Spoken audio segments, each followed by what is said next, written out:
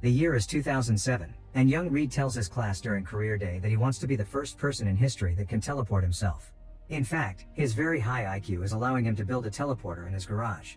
The teacher scolds him and says he's failed the assignment for not being realistic, so a disappointed Reed goes back to doodling equations in his notebook. When Ben is called next, he can't help being curious about Reed's work. Later in the evening, Ben is trying to escape his brother's terrorizing and comes outside to his family's salvage shop, where he hears a weird noise.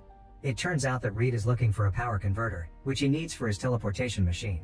If Ben lets him have the piece, he promises to show the invention to him, and Ben accepts. Moments later in Reed's garage, Ben helps Reed finish the machine. They put a toy car on it and Reed activates the machine, which causes their surrounding to shake and the power to fail. To their shock, the toy successfully disappears and only leaves a few rocks behind. 7 years later at the school's science fair, Reed and Ben present an upgraded version of the teleportation machine, which can teleport things away but also bring them back. Reed borrows a toy plane from a kid and does a demonstration, effectively making the plane disappear and then return covered in sand. This causes a power surge that destroys the glass of the basketball ring. Unfortunately, the teachers think they're doing magic tricks instead of actual science and disqualify them. However, Dr. Storm and his adopted daughter Sue are also in the fair, and Reed's machine got their attention. Storm works for the Baxter Foundation, a government-funded research institution. He reveals his team has also sent things to other dimensions, but they haven't managed to bring them back, which means Reed is ahead of them. Reed is surprised to hear this because he had thought he's been sending things to other spots on Earth, no other dimensions, so Sue shows him a test tube containing sand matching what's on the plane. The institution has analyzed the sand, but it doesn't match any particles on Earth. At that moment, Storm offers Reed a full scholarship at the Baxter Foundation. The next day, Ben helps Reed move into the foundation and gives Reed his utility Swiss knife as a present, saying this is where Reed truly belongs. Later, Reed takes a look around the building to get to know everything, being very impressed by the amazing labs and the huge library. When he bumps into Sue, he tries to start a conversation, but Reed doesn't know how to talk to girls and everything goes rather awkwardly. Meanwhile, Storm is having a meeting with the board about the expedition to a supposed new world. He explains that if they access this other dimension, they can use its resources and maybe even find a way to save their own planet. But after reading the reports, government scientist Dr. Allen notices the name Victor Von Doom and doesn't trust it because the last time Victor worked for them, he burned all of Storm's data servers before leaving him. Allen's willing to give him a second chance because Victor has a lot of potential and was the one that created their version of the machine, but Storm must promise to supervise him closely. After the meeting, Storm goes to see Victor and tries to recruit him back. At first, Victor declines, but he changes his mind when he hears Reed managed to bring things back and that Sue will be part of the team. Back in the labs, Reed and Sue are working with a team of scientists to make a bigger version of Reed's machine. Sue discovers that Reed's model was ripping a hole in the fabric of space and time, which can cause a black hole and could swallow the entire planet, so they need to be careful. Sometime later, Storm and Victor arrive.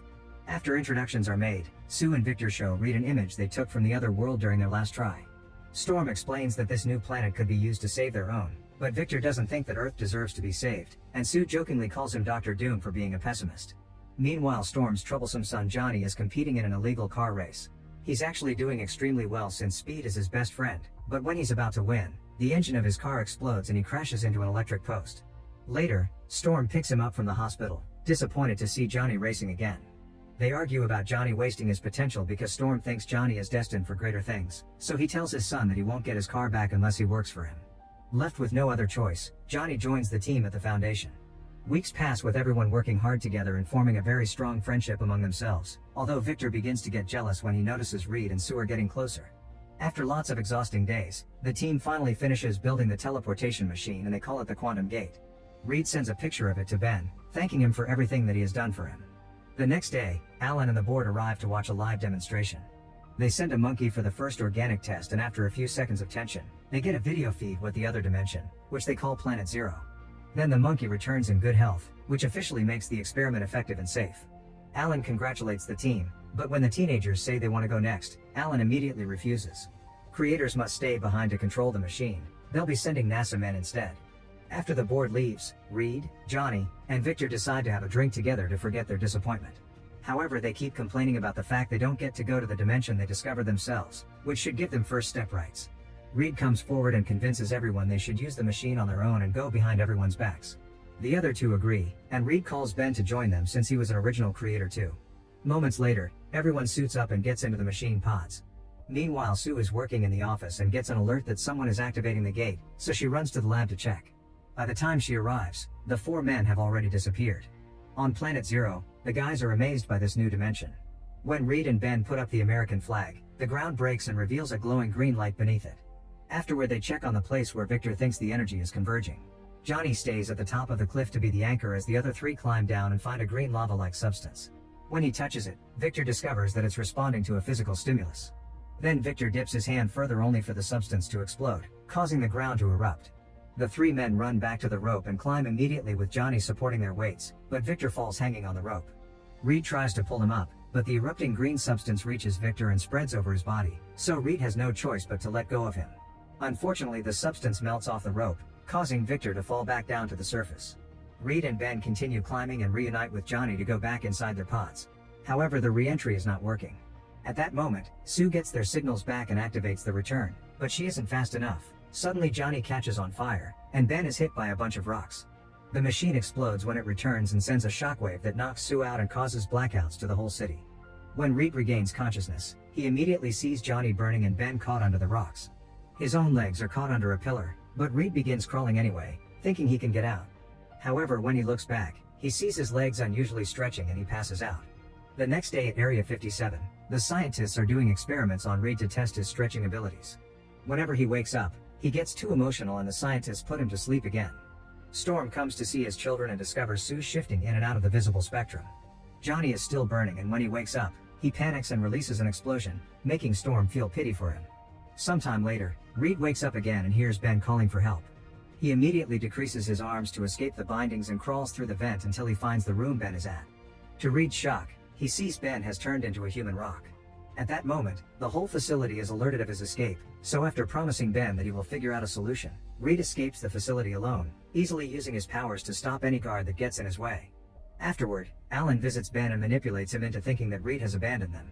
He says that the government at Area 57 can find a way to fix what happened to them, but in return, the teens will need help with their service.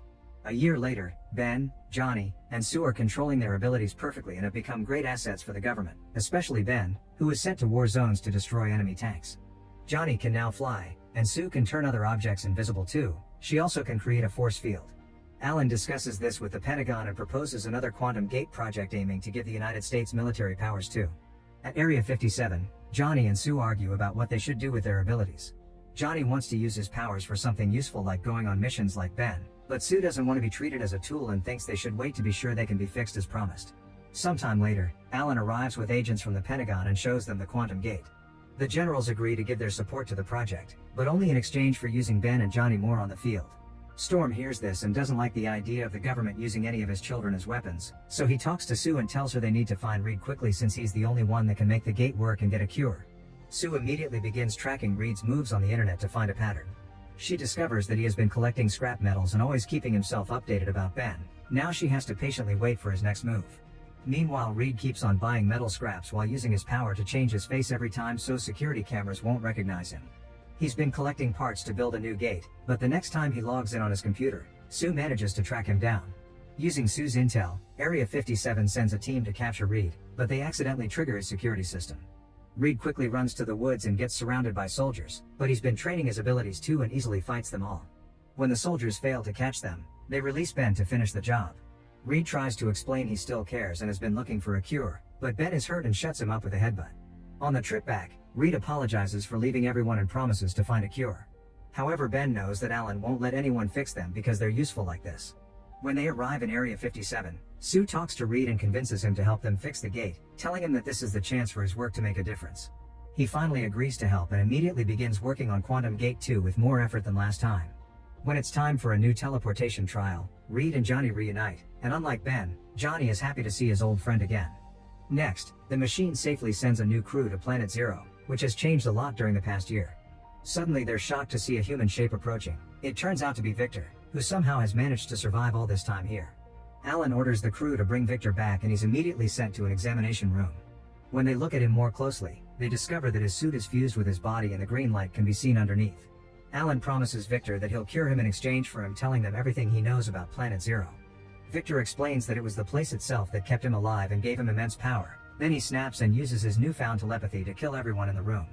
Afterward, Victor goes out and wanders around the building to kill every single person he can find without remorse. An alarm quickly goes off, and for a moment Ben thinks Reed is the one trying to run away again. Johnny is on his guard and accidentally hits an invisible Sue, Then the siblings go looking for their father. At that moment, Victor is trying to go back to Planet Zero and Storm is trying to stop him. By the time the siblings arrive, they have to watch how Victor mercilessly kills Storm.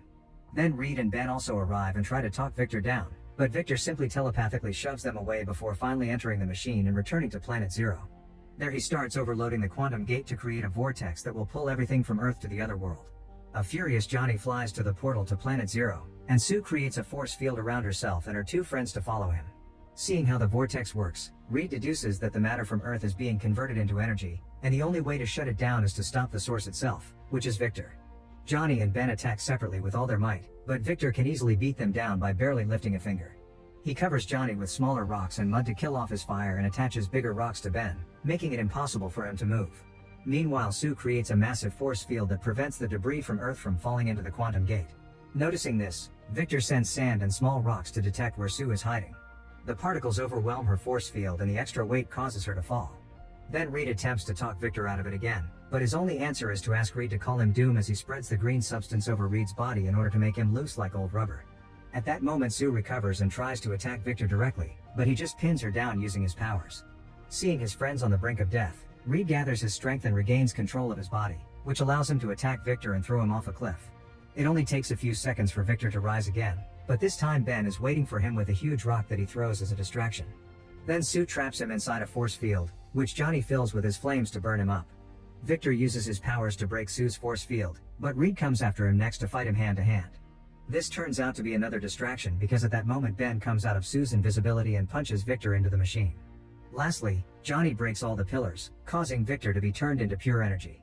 Now the battle is over and they won. The four friends run back to the machine to return to Earth right before the gate closes.